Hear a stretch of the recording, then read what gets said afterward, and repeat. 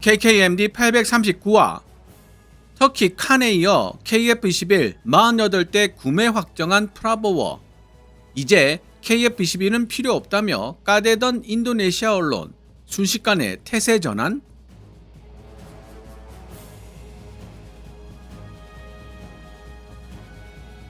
객관적으로 항공우주 분야 기반 기술이 미국과 비교할 수 없을 정도로 뒤떨어져 있는 터키의 에르도안 대통령이 5세대 전투기라고 꿋꿋하게 주장하고 있는 칸. 공군 신형 장비 조달에 배정할 수 있는 국방 예산이 2조 정도에 불과하지만 11조 라팔과 13조 6천억 칸을 동시에 도입하고 있는 프라보워 수비안토 인도네시아 대통령. KKMD 838화 돈도 없는데 검증도 안 된 전투기를 대당 2,800억으로 터키 칸을 48대 구매하겠다는 인도네시아의 일침 날린 에이샤타임스 편 댓글 중에 있지도 않은 기술에 있지도 않은 전투기를 팔겠다는 놈과 주지도 않을 돈으로 전투기를 사겠다는 놈과의 콜라보라는 댓글을 보고선 한참을 웃었던 기억이 납니다. 프라보워 수비안토 인도네시아 대통령이 터키 칸 48대 구매를 발표하자마자 인도네시아 현지 언론 조나 자카르타는 인도네시아는 이제 더 이상 KF-21 보라매에 끌려다닐 필요가 없으며 동남아시아 국가연합 아세안에서 강력한 영향력을 발휘하는 인도네시아가 KF-21 보라매를 포기하는 순간 말레이시아 같은 주변 국가들도 KF-21 보라매에 더 이상 관심을 가지지 않을 것이라는 취지의 보도들을 내보내기 시작했습니다. 문제는 그 직후 인도네시아 정부가 KF-21 보라매 사업에 관한 협력 관계를 계속 이어나갈 뿐만 아니라 KF-21 보라매 48대 도입을 기정사실로 못 박았다는 데 있습니다.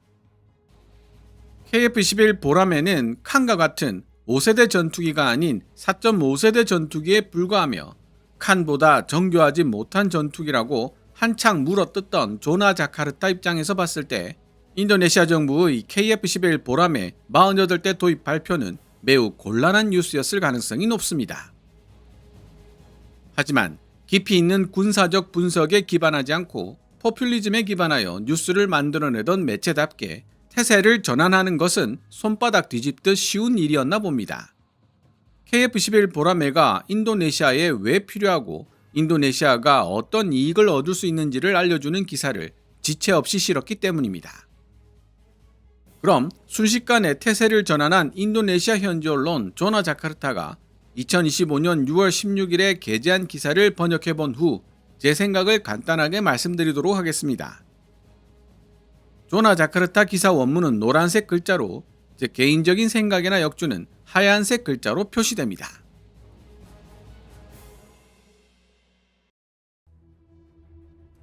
인도네시아와 대한민국 간의 KF-21 보라매 사업협정이 새롭게 개정되었으며 그 결과 인도네시아는 동남아시아 국가연합 아세안을 호령할 수 있는 공군력을 보유하게 될 것으로 보인다. 개정안에서 인도네시아는 한국 항공우주 산업이 생산하는 KF-21 보라매 공동사업 참여를 유지하고 인도네시아 국영 항공우주 기업 PT 디르간타라 인도네시아 이하 PTDI의 참여도 계속 이어질 것이라고 명시했다. 여기더해 인도네시아는 KF-21 보라매 48대 도입을 결정지었다. 따라서 대한민국 KF-21 보라매는 터키 칸 48대와 함께 인도네시아의 공중우세 구축에 기여하게 될 예정이다. 2025년 6월 10일 인도네시아와 터키는 자카르타에서 양해각서 MOU에 서명했고 해당 양해각서에 따라 인도네시아는 터키 항공우주 산업이 개발 중인 4세대 전투기 칸을 인수하게 된다. 이와 동시에 인도네시아는 대한민국과 진행 중이던 KF-21 보라매 사업협정 또한 개정한 것이다. 인도네시아와 대한민국 사이에 개정된 이번 협정에는 인도네시아의 재정 부담을 줄이고 KF-21 전투기 생산 및 조달에 인도네시아가 일정 부분 참여한다는 내용과 함께 인도네시아의 KF-21 보라매 전투기 48대를 판매하는 내용까지 포함되어 있다. 이번 KF-21 보라매 사업 개정안에 대한 최종 서명은 2025년 6월 10일 자카르타에서 개최된 인도 디펜스 2025 전시회에서 이루어졌다. 신원식 대한민국 국방부 장관과 샤프리 샴수딘 인도네시아 국방부 장관, 그리고 석정권 방위사업청장이 개정된 협정 체결식에 참석했다.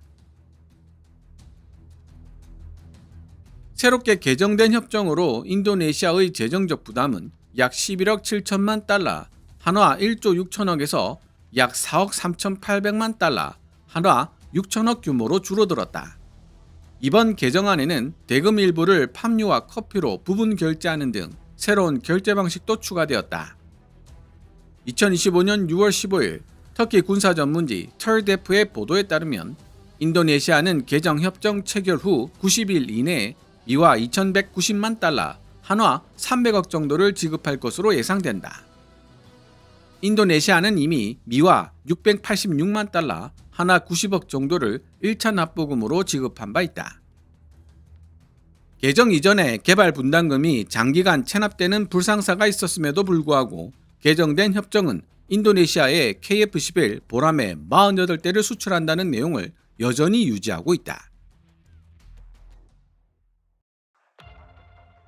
또한 이번 개정안은 PTDI가 KF-11 보람의 예비 부품 생산 및 유지 보수 작업에 지속적으로 참여할 것이라는 내용도 함께 확인해주고 있는데, PTDI는 KF-11 보람의 동체 및 기체에 필요한 예비 부품을 생산하게 된다.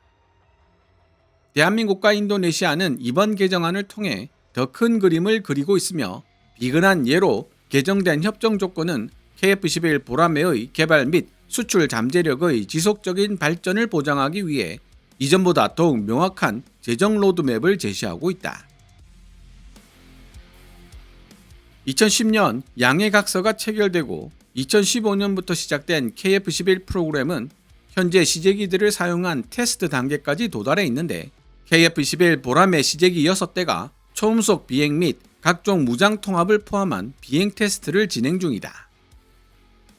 대한민국 공군은 KF-11 보람회로 노후화된 F4 및 F5 전투기를 대체할 계획이며 2026년부터 출시될 양산 1호기가 현재 조립 중에 있다.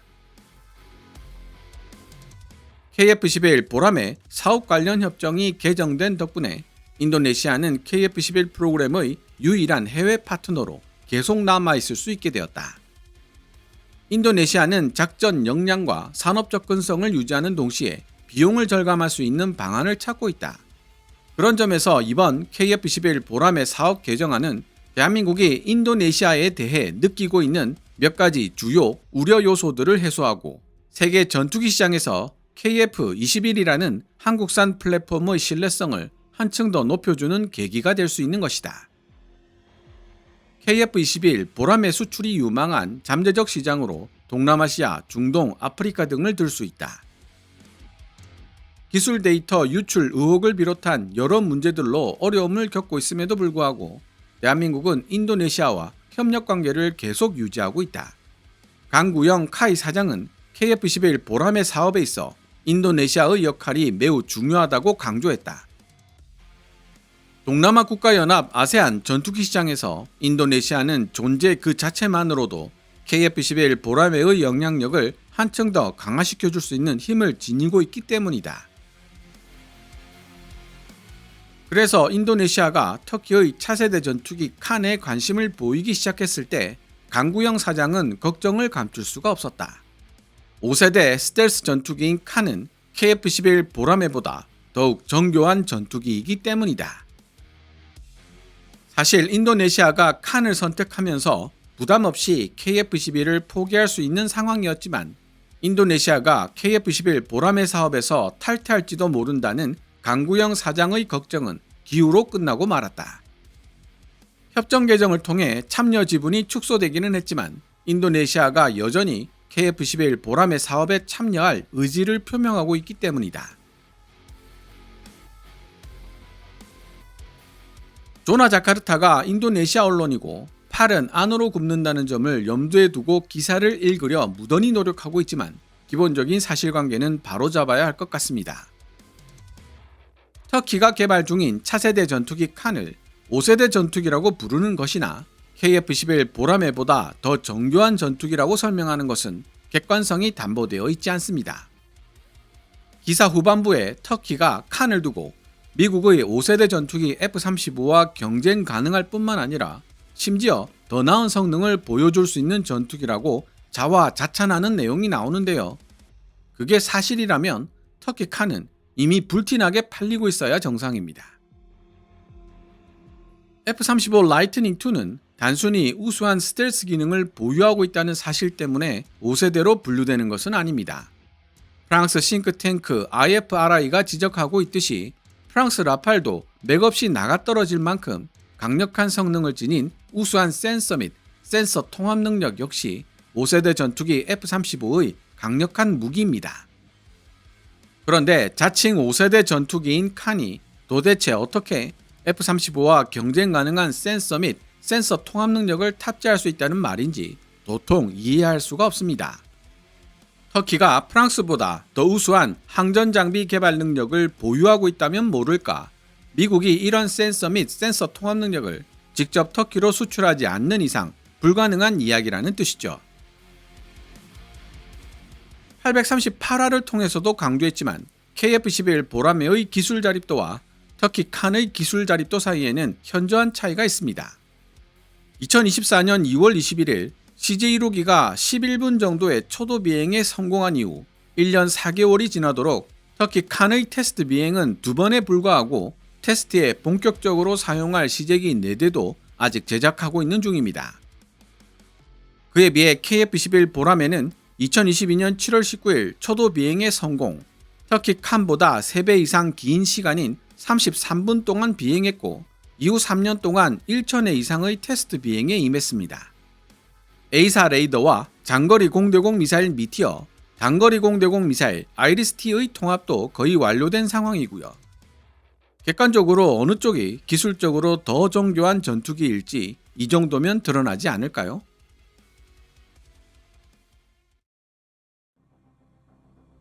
KF-11 보라매 48대 도입에 대한 약속을 유지하겠다는 결정은 대한민국과 우호적인 관계를 유지하겠다는 인도네시아 정부의 의지를 보여준다. 실제로 인도네시아는 KF-11 보라매 사업 협력 관계를 통해 많은 혜택을 누리고 있다. KF-11 보라매 48대를 우선적으로 인도받는 것 외에도 PTDI를 통해 기술도 이전받을 수 있었기 때문이다. 이렇게 이전받은 기술들은 향후 인도네시아 항공우주 기술 발전에 크게 기여하게 될 것이다.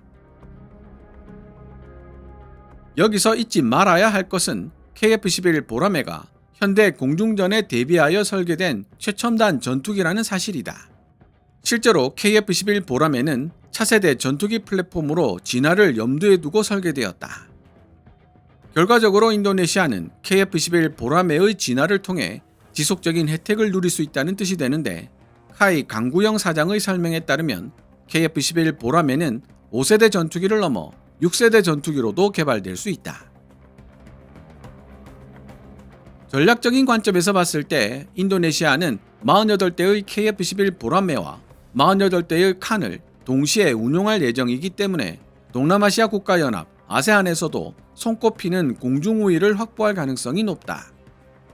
KF-11 보라매와 칸의 만남은 인도네시아에게 있어 대단히 인상적인 공군력 조합이 될 것이며, 어쩌면 우리는 아세안에서 가장 강력한 공군력을 보유하게 될 수도 있다.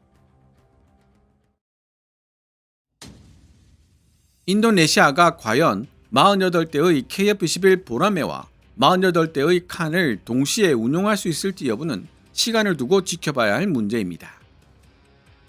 KF-11 보라매의 경우 2026년 양산을 목표로 이미 양산 1호기가 조립되고 있는 상황이지만, 터키 칸은 목표로 하고 있는 6대의 시제기들 중 남은 4대를 제작하고 있는 중입니다.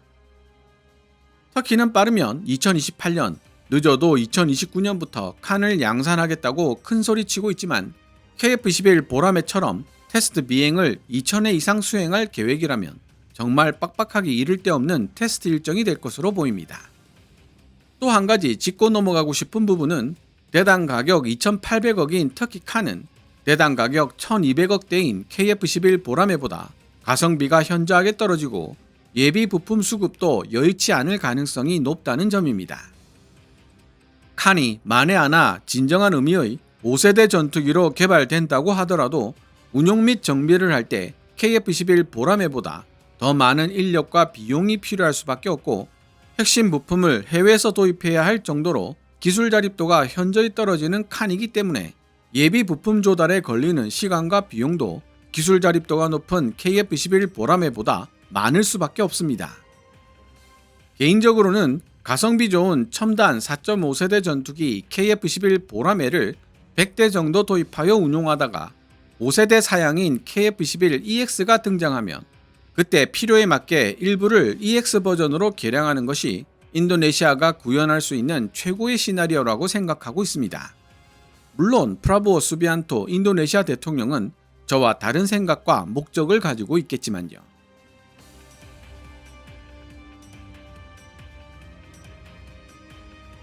지금까지 5세대 스텔스 전투기를 보유한 아세안 국가는 싱가포르가 유일하다. 싱가포르는 현재 미국 록히드 마틴이 생산한 F-35 전투기를 20대 보유하고 있다. 한편 인도네시아는 칸 48대를 도입할 예정이며 터키는 이 전투기가 F-35와 경쟁할 수 있을 뿐만 아니라 더 나은 성능을 발휘할 수 있다고 주장하고 있다.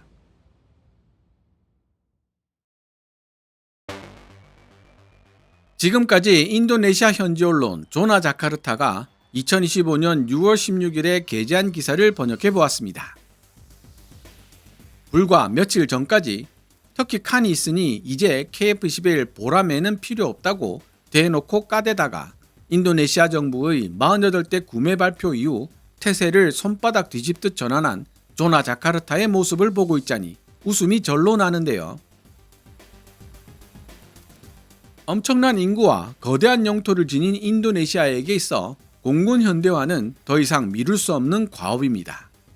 그러나 인도네시아는 기술도 돈도 부족합니다.